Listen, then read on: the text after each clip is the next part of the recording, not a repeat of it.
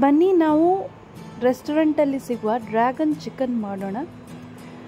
ಇದು fried rice ಜೊತೆ ತಿನ್ನಲಿಕ್ಕೆ ತುಂಬ ಟೇಸ್ಟಿಯಾಗಿರುತ್ತೆ. ಮೊದಲಿಗೆ ನಾನಿಲ್ಲಿ 600 ಗ್ರಾಮ್ ಬೋನ್ಲೆಸ್ ಚಿಕನನ್ನು ಉದ್ದಗೆ ಕಟ್ ಮಾಡಿದ್ದೇನೆ. ಅದಕ್ಕೆ ನಾನು 2 ಟೀ ಸ್ಪೂನ್ನಷ್ಟು ಜಿಂಜರ್ ಗಾರ್ಲಿಕ್ ಪೇಸ್ಟ್, ಶುಂಠಿ ಬೆಳ್ಳುಳ್ಳಿ ಪೇಸ್ಟನ್ನು ಹಾಕ್ತಿದ್ದೇನೆ.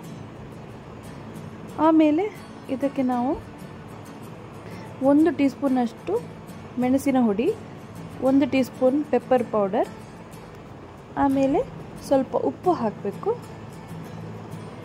ಈಗ ನಾನಿಲ್ಲಿ 3 ಟೀ ಸ್ಪೂನ್ ಸೋಯಾ ಸಾಸ್ ಹಾಕ್ತಿದ್ದೇನೆ. ಸೊ ಈ ಡ್ರ್ಯಾಗನ್ ಚಿಕನ್ ಇದೆಯಲ್ಲ, ಇದನ್ನು ಮೊದಲಿಗೆ ನಾವು ಮ್ಯಾರಿನೇಟ್ ಮಾಡಬೇಕು. ನೋಡಿ, ಈಗ ನಾನು 1 ಮೊಟ್ಟೆ ಹಾಕಿದ್ದೇನೆ. ಆಮೇಲೆ ನಾನೊಂದು ಅರ್ಧ ಕಪ್ಪಿನಷ್ಟು ಕಾರ್ನ್ಫ್ಲವರ್ ಹಾಕ್ತಿದ್ದೇನೆ. ಇದನ್ನು ನಾವು ಚೆನ್ನಾಗಿ ಮಿಕ್ಸ್ ಮಾಡಿಕೊಳ್ಬೇಕು.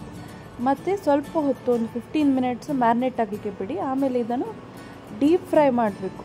ಇದು ಚಿಕನ್ ಚಿಲ್ಲಿ ಇರುತ್ತಲ್ಲ, ಹಾಗೆ ಇರುತ್ತೆ ಸಾಮಾನ್ಯವಾಗಿ, ಸ್ವಲ್ಪ ಸಿಹಿ ಖಾರ ಜಾಸ್ತಿ. ಈಗ ನಾನಿಲ್ಲಿ 1/4 ಕಪ್ ಟೊಮೆಟೊ ಸಾಸು ಮತ್ತು 1/4 ಕಪ್ ಚಿಲ್ಲಿ ಸಾಸ್ ಇದೆಯಲ್ಲ, ಸ್ವೀಟ್ ಚಿಲ್ಲಿ ಸಾಸ್, ಅದನ್ನು ಹಾಕಿದ್ದೇನೆ. ಆಮೇಲೆ ಇಲ್ಲಿ 1/4 ಕಪ್ ಸೋಯಾ ಸಾಸ್ ಹಾಕಿದ್ದೇನೆ. ಈಗ ಅರ್ಧ ಟೀ ಸ್ಪೂನ್ನಷ್ಟು ಪೆಪ್ಪರ್ ಪೌಡರ್, ಆಮೇಲೆ ಅರ್ಧ ಟೀ ಸ್ಪೂನ್ನಷ್ಟು ಮೆಣಸಿನ ಹುಡಿ ಹಾಕಿದ್ದೀನಿ. ಈಗ ಮೆಣಸಿನ ಹುಡಿ ಅಷ್ಟು ಖಾರ ಇಲ್ಲ, ನಿಮಗೆ ಇದು ಖಾರ ಆಗ್ತದಾದರೆ ಸ್ವಲ್ಪ ಇದೆಲ್ಲ ಕ್ವಾಂಟಿಟಿ ರೆಡ್ಯೂಸ್ ಮಾಡಿ. ನಾನಿಲ್ಲಿ 2 ಟೀ ಸ್ಪೂನ್ನಷ್ಟು ಕಾರ್ನ್ಫ್ಲವರ್ ಹಾಕ್ತಿದ್ದೇನೆ. ಇದು ನಾವು ಸಾಸಿಗೆ ಅಂತ ಮಾಡುವಂಥದ್ದು. ಈ ಸಾಸ್ಗೆ ನಾನು 1 ಕಪ್ಪಿನಷ್ಟು ನೀರು ಹಾಕಿದ್ದೇನೆ. ಅದನ್ನು ಚೆನ್ನಾಗಿ ಮಿಕ್ಸ್ ಮಾಡಿಕೊಳ್ಬೇಕು. ಯಾವುದೇ ಕಾರ್ನ್ಫ್ಲವರಿನ ಲಮ್ಸ್ ಉಳಿಬಾರ್ದು.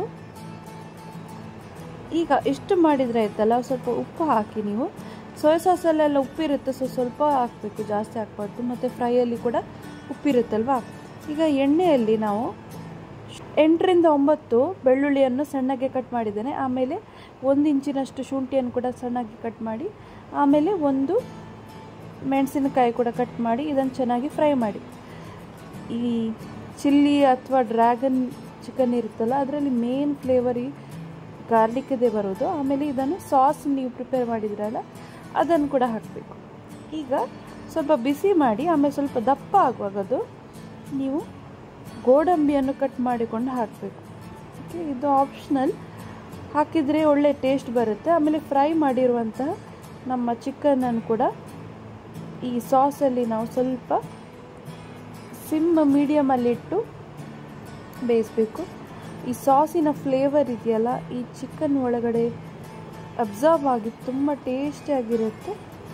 ಸ್ವಲ್ಪ ಹೊತ್ತು ನಂತರ ಇದು ಇಷ್ಟು ದಪ್ಪ ಆಗುತ್ತೆ.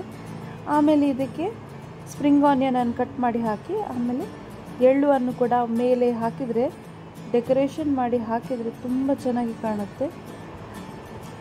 ಈ ಡ್ರ್ಯಾಗನ್ ಚಿಕನ್ ರೆಸಿಪಿ ನಿಮಗೆ ಹೇಗಾಯಿತು ಅಂತ ಹೇಳಿ ನಮ್ಮ ಚಾನಲ್ಗೆ ಸಬ್ಸ್ಕ್ರೈಬ್ ಮಾಡಿ, ಎಲ್ಲಾದರೂ ಮಾಡಿ. ಹಾಗೂ ಲೈಕ್, ಶೇರ್, ಕಮೆಂಟ್ ಮಾಡಲು ಮರಿಬೇಡಿ.